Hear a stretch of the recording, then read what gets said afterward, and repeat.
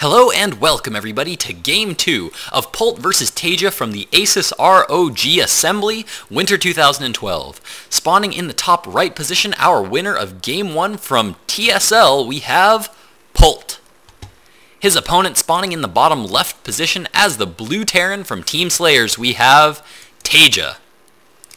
Now, in Game 1, Polt was able to win with just straight up beast mode macro, was able to do really well, macroed very well despite all of the aggression and all of the action happening in the center of the map.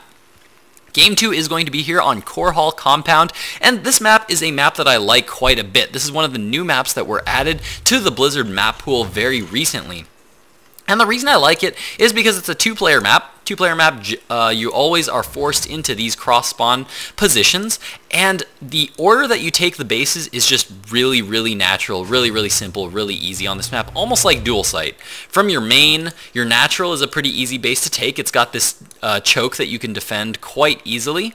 Then once you have your natural, your third is just right down here, following this little path down here. You can get to your third quite easily, and also your fourth also just kind of progresses in this natural direction, whereas your opponent just kind of spawns and moves around this direction of the map. So you kind of often end up in these really long macro games where the map is generally split right along this middle position here. So because you generally tend to have this split where each player just has half the map, what ends up happening, especially in TVT, is it becomes a very positionally based battles. You get positionally based battles all over this map. The center of the map is all on this kind of low ground, so holding these Xel'Naga watchtowers becomes extremely important, and where you position your siege tanks and things becomes like enormously important, like super duper important, just because especially in the late game, once you have all of these bases, there's a lot of rearranging of your tanks and your marines non-stop, like constantly. Always need to be really active about keeping your Xel'Naga watchtowers, always keeping a tab on your opponent's army, and repositioning your army based on where your most valuable bases are. So we're going to have to see how both players are going to be playing out all that positional jazz later on in this game. Now, both players so far going for pretty identical builds. Looks like both players going for a one racks expand in the base of both players. Both players completely gasless at this point in time. Very standard opening from both of these players, sending out those early marines to take the Xel'Naga watchtowers. And I think Polt did actually scout the early expansion of his opponent, but I don't know that TSLPolt scouted the expansion of Polt. No, it looks like he didn't. And once again, Polt was able to deny a whole lot of scouting information by kind of starting to throw down that supply depot before leaving to go scout his opponent. So I actually really like that. I think that's something that we don't see nearly enough. As we saw, once TSLPoLt's SCV got into the base of Polt, just because there was kind of a half-built supply depot, or not even half-built, it was like a 1/10 built supply depot here on this ledge. All Polt had to do was raise the supply depot, completely denied his opponent from getting any kind of scouting information early on, and now, as we can see, TSLPoLt's completely in the dark. Doesn't know about this expansion, doesn't know if any gas was taken at all. Look at that. Doesn't even know if there's a command center there for sure. Of course, I believe that is an assumption that TSLPoLt is going to be pretty safe in making. But I'm just saying that one SCV, or that one supply depot rather, such a fantastic move there by Polt. Gets him a little bit of that advantage, allows TSLPoLt to be in the dark and not quite know. His opponent could be going for a 1-1-1 as far as he knows. Now, both players being really good. Looks like TSLPoLt is going to be trying to get one more scout in, see if this command center did go down, and as he gets in there, will he be able to get that scout off? He's going to see these marines here being very defensive, and there would be almost no reason for these marines to be here ever, unless there was a command center behind that. And I think TSLPolt might have even just seen that command center, and yeah, he did actually scout that command center, so he knows 100% now that his opponent did go for that command center. Both players following up this command center with 2 barracks and a tech lab, so both players are going to be getting up this early combat shield. I really like the use of this early combat shield. Very early on, you'll see a lot of players get stim very early on. But unless you have a plan for that stim, you really don't want to get it that early on. Because if you think about it, every time you stim, I mean, at the beginning of the game, you're not going to have that many marines. You're not going to have very big marine count. But every time you stim, you're basically taking out 1/5 or 1/4, around a fourth, between a fourth and a fifth of your Marines' hit points. And at this point in the game, when you have no medevacs, you really don't want to have to stim your Marines because you're basically killing your Marines by about a quarter of their health every time. So getting up this combat shield really early in the game, extremely helpful. Way more useful than stim this early on. So I really like this choice by both players to be getting that early combat shield up and running. Looks like both players are now going to be adding on a couple of reactors, so these players' builds are pretty much identical down to the core. We both have engineering bays researching a +1 infantry attack upgrade. If we check out the harvester count pretty much identical, sitting at about 35 harvesters for both players. Looks like TSLPolt just now deciding to take his third, and TSLPolt even having a Marine at his opponent's third here, keeping an eye, making sure that his opponent isn't taking any quick third expansions, and that is one thing that both players are being very active about that I really like. Look at this, non-stop. Polt is just sending these Marines all over the map, wants to constantly be scouting his opponents just because, look at that, you can even see where he's clicking there, rallying in that Marine into that location, because knowing when your opponent is expanding is super critical in this matchup. Now the factory is down here for TSLPolt. Looks like the reactor is on the way, starport on the way as well, and wouldn't you know it, identical for TSLPolt. Like the timings on these buildings, look at these two starports on the production tab. They are so ridiculously close right now that both players just doing such similar builds. Looks like TSLPolt's third gas is going to be a little bit ahead of Polt's. Not going to be too much of a difference though, because as you can see, Polt is just now finishing up as well. Both players even starting stim immediately after finishing that combat shield. So both of them have almost an identical stim timing here. So both players playing super standard, super safe. Looks like medevacs are now on the way for both of these players as they produce their first 2 medevacs here. And this is going to be really interesting, guys, because what we're going to see here is we're going to see both players, I think we're going to see both players get those medevacs out. And that stim is going to be finishing up just about at the same time those medevacs pop out. If I am not mistaken, looks like about 20 seconds. Stim is going to be finishing up just a little bit later than when those medevacs pop out. And looks like Polt now going to be taking a third. Is TSLPolt going to be doing the same? We don't see another command center yet going up here for TSLPolt, but I would almost bet that we're going to be seeing one coming up very soon. And yes, indeed, both players moving out the moment those 2 medevacs are done. So this is a very common timing in this matchup. Moving out the moment you have combat shield, stim, and 2 medevacs. Going to have to see what both these players are going to do. As we can see, Polt is going to be scouting all of these attacks coming. Looks like he does see those medevacs now being loaded up here for TSLPolt. So he's going to be moving out. Looks like these Marines are going to try to move forward right now and maybe try to cut off that medevac. No, looks like they are going to be pulling back to the front. So, we do see a missile turret going up there, but it is not going to be down in time as this drop is just about ready to land into the base of TSLPolt. Being really careful with this. I like that from TSLPolt. Not just sending that in, being really good about checking, and now sending that 1 Marine forward to check on the positioning of his opponent's army. Notice TSLPolt has still not decided to take a third quite yet. No command centers going down on the production tab either. We do see that siege tank production has now begun. I think for both of these players, siege mode is on the way for Polt, as well as the first siege tank, whereas TSLPolt has decided not to get his siege mode quite yet. He is delaying it by just a little bit, but it looks like both these players deciding, seeing that they've gone for identical builds, now just going to be pulling back home. And once again, look at all these Marines just all over the map for both of these players.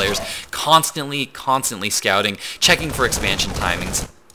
And Polt going to be feeling a little confident right now as this first Marine that he sent out is still at his third. He can see that TSLPolt hasn't taken a base yet here, and he's mining quite a bit. Notice Planetary Fortress is now down. We do see a command center now being started here, but it is quite a bit later than Polt's, and so that's going to be a little bit of a detriment here for TSLPolt. TSLPolt going to have to do some damage here with this push. Now notice he is going to have a nice little siege tank timing where he's going to have siege mode complete. But as you can see, siege tech not yet quite done here for TSLPolt. Oh no, wait, I actually read that backwards. No, Polt is the one with siege mode done. So he might... I don't know. I don't know how this is actually going to work out here. I don't know about this decision here from TSLPolt. Notice he's moving forward with the siege tank and a group of marines. He's going to move in here, start to deal damage to this planetary fortress. Will he get it? He's losing a few marines here. His siege mode is not done. He cannot siege up yet. Got to wait about 5 more seconds here, and Polt is going to be getting into position to defend. The reason I don't necessarily like this positioning here by TSLPolt is because he could just put a siege tank up on the high ground and start to siege this planetary fortress and be in a position where he can just pull back nice and safe. By sending all of his marines and siege tanks into this little narrow choke, Polt had the option to send some of his marines here, maybe his siege tanks here, send some marines from the back, and have TSLPolt's entire army just kind of trapped in this little choke. So I think that's a really dangerous move here from TSLPolt, because as we can see, the army of Polt is starting to get rather big. This is a very big army here from Polt that is now moving out. I think the marine count for Polt is actually a little bit higher just because the reinforcements from TSLPolt are still sitting at home, and it looks like we are going to have a marine engagement as Polt is trying to trap TSLPolt into this back little corner here.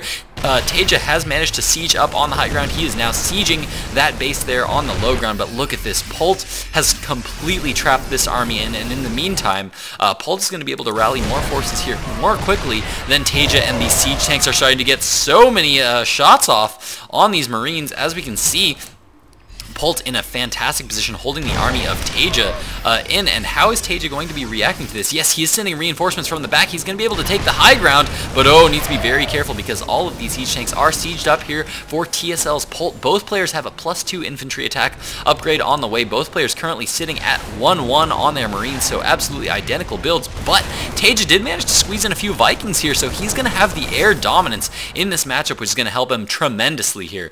Now, TSLPolt he's going to need to be really, really careful in this situation, because on the one hand, he's kind of trapped in this back corner. There's not a whole lot he can do until he reinforces, but as we can see, he has a big concave on Polt right now, moving forward with this group of marines here, but doesn't quite realize how many siege tanks Polt actually has up and gets quite a few marine kills. Polt now sieging, is stimming forward right now, takes out the siege tanks quite quickly here, but the marines of TSLPolt falling so quickly, and it looks like he's finally going to be able to clean all of this up. One drop did go down in the back here, but Polt was able to handle it quite well, and now TSLPolt pulling back, and Polt with a huge supply lead right now, currently sitting at 180 food to the 140 supply of TSLPolt. Notice TSLPolt just now taking his third. Polt's been on his third for quite a while.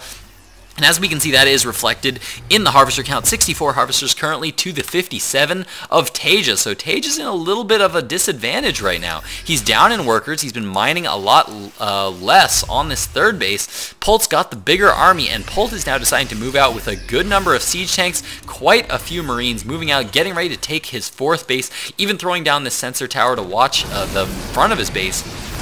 That actually went down while TSLPolt was up in this northern position, so that was actually really, really smart by Polt. This means that any kind of counterattacks that just came up at the natural, it basically allowed Polt to keep his army here in that position where he could be sieging up the army of TSLPolt, and now both players sieging up at this fourth base location here of TSLPolt, as I think Polt is going to be really looking to try to deny this fourth. He is trying to weasel his way into this little spot over here, prevent any bases from going down, so both players trying to be really, really careful. Positioning here, critically important.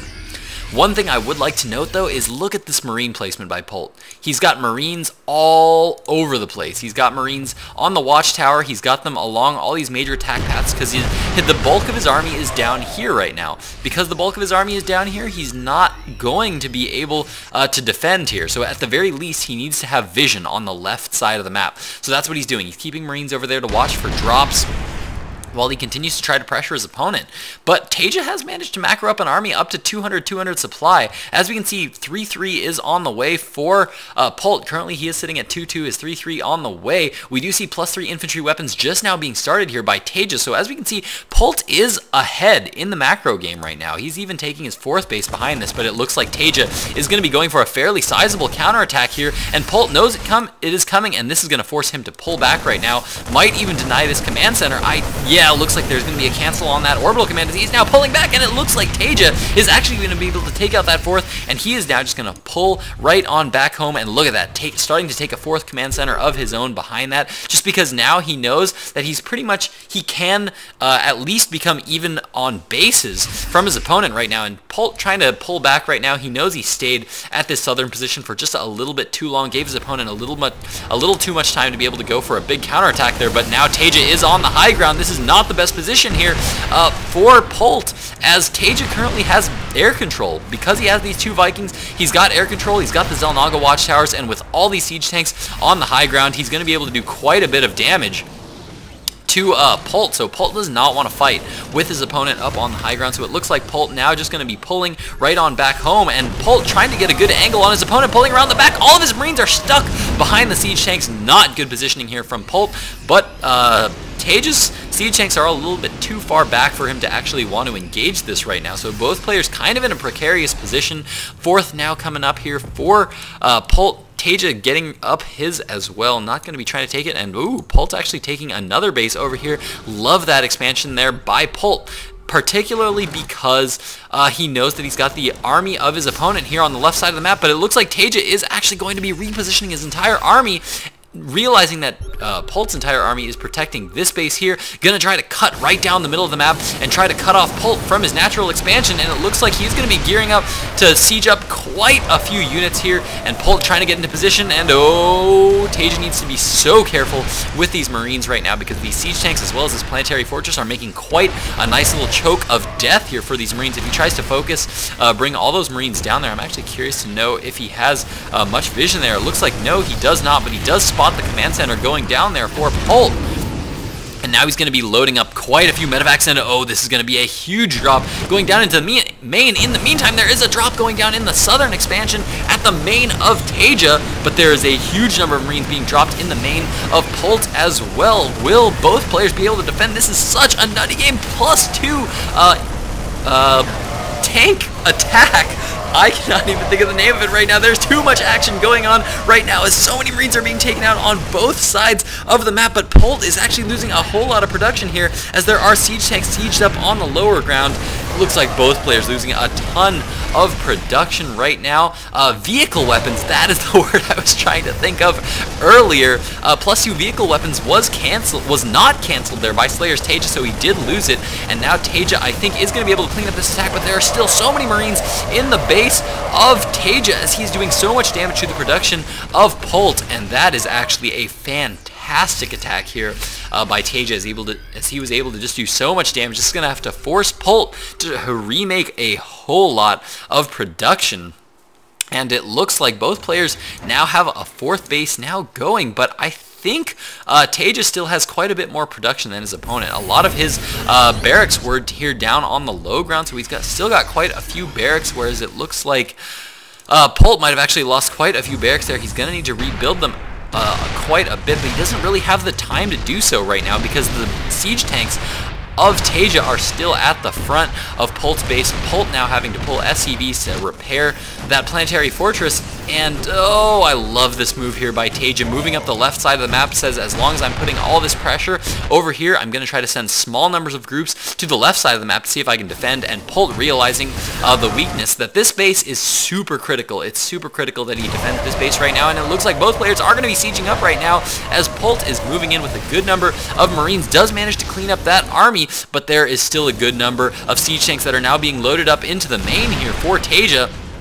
Polt does now have a Viking here, and that's going to help him quite a bit, but these siege tanks in the main are going to be so hard to defend as TSLPolt is going to continue to do a lot of damage. Polt just going for one big counterattack here at the main as siege tanks are going to be sieging up, and now I think it's going to be TSLPolt that's going to be losing quite a bit of production here as these siege tanks are going to start to do a lot of damage, and there's not a whole lot here to really be able to defend this. But man, both these players are going to be losing their mains, I think, as so many siege tanks are... Oh man, this is such a close game right now. I think Polt is in the worst position right now. He's got a small army here, but TSLPolt he does still have the high ground advantage here. He might be able to get in there and deal some damage, though these medevacs are granting vision up onto the high ground. But notice TSLPolt is just dealing so much damage to the production structures of Polt, and Polt doesn't really have anything to stop this advance of siege tanks here from TSLPolt. So it looks like Polt actually decided to go around, and beautiful scan here goes down by TSLPolt, realizing that his fourth base is in danger. No planetary fortress up, and it looks like it's actually going to be an orbital command that is going to be forced to cancel here for TSLPolt, as Polt is now sieging up here at that third base, and now both players just being really careful about how they maneuver around the map, because maneuvering right now, the units that they have is so critical right now. Super duper critical, just because these Marines and siege tanks are pretty much all they have. They don't have a whole lot of production in their bases, so they need to be really careful with the units that they do have. So positioning is going to even be more important. Also, because they don't have these big giant death armies, they can't really control a whole lot of space. They don't have the resources to be able to split up parts of their army here, parts of their army here, to be able to defend lots of different bases. And look at this, TSLPolt trying to spread his opponent thin. He's going to try to expand like Zergs. This is something that Zergs do a lot. They say, you know what, I'm going to take an expansion over here and over here. That way, if you attack one, well, I'll always be able to have the other on the opposite side of the map. And in this case, if he's able to defend this base as well, he's going to also be able to pressure this base. And now TSLPolt moving forward with a good number of siege tanks and Marines. Looks like Polt was finally able to muster up enough forces to be able to take out the siege tanks there, but now TSLPolt is taking advantage of this army out of position here to be able to defend this base, and it looks like siege tanks now sieging this fourth base of Polt. And now Polt having to frantically pull back right now, and I think Polt is in a little bit of a scary position here right now. He's losing a lot of bases, doesn't have a whole lot of mining going on. His natural pretty much mined out. Main has no base at all. Third starting to get a little bit low on resources, and now his main, or his fourth base, is losing a lot of SCVs, and now Polt coming up from the back, sieging up a lot of siege tanks, lots of Marine losses here for TSLPolt. All of these Marines are currently 3-3 for Polt, but only 2-2 for TSLPolt, as he did lose his engineering bays in the main, so he has no more upgrades going down. But TSLPolt, also, although he is down in the food count, he's still mining. He's still mining on this base, doing a fantastic job of defending, has a lot of siege tanks here on the low ground, and man, I don't know that Polt is in the position to push into here. If Polt decides that he wants to unsiege from this position and try to get up onto this high ground, TSLPolt can take advantage of that, not only because these siege tanks are already in position, but because he has the high ground advantage here. He can already get some units into position, he can stim forward, and get a lot of these tanks unsieged if Polt is not really careful. So both these players kind of in precarious positions right now. Notice TSLPolt spending some of his mules down in this lower location. I like that from TSLPolt. I actually think that he should be putting all of his mules down into that lower location, because he has his opponent's army up here.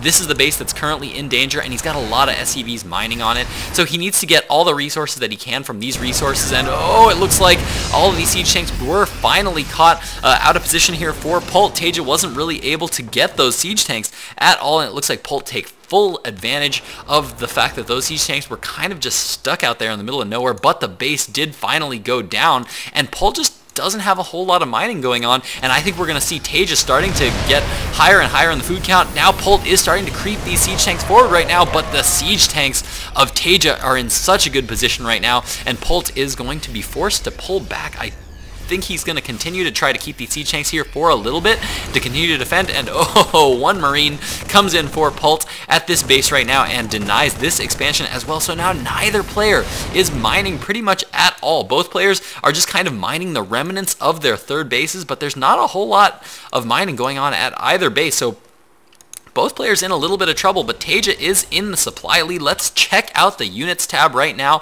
Looks like TSLPolt is up in the Marine count, 72 Marines to 43, but Polt is up in the siege tank number, 17 to 9, so that is a pretty big advantage, and the siege tanks are the important unit here at this point in time. The Marines just kind of act as a little bit of a buffer for the siege tanks to do damage, assuming both players can get into good positions right now, and that's exactly what TSLPolt is trying to do as he siege up on the high ground, and it looks like he is at a big advantage here. Polt now forced to use a lot of scans if he's going to want to hold on to this high ground, as TSLPolt is going to be here as well as on the Zelnaga towers, so he is definitely in a point of power in this little matchup. Needs to be really super careful. Looks like this fourth base rather is now being retaken here by Polt, as well as this fourth base now being retaken here by TSLPolt. So now both players kind of getting their macros starting to go once again. Looks like TSLPolt, though, I think is going to be in the lead for now. I give the slight advantage to TSLPolt. It is such a precarious position for both of these players, just because With one bad engagement, either of these players could easily like come out way ahead and just take the game. If either of these players lose a good number of their siege tanks, let their army get caught unsieged or out of position, then the game will just kind of steamroll from there. Like they'll just be able, it'll just snowball from there rather, because they don't have the resources to really be able to reproduce these siege tanks really fast. As you can see for both players, their minerals are really low. Both players have a lot of gas, but they don't have a whole lot of production. Looks like 2 factories are currently up here for Polt, and it looks like 2 siege tanks also up here. They can't replenish their siege tanks super fast. Siege tanks take a long time to build. They can't replenish them all that quickly.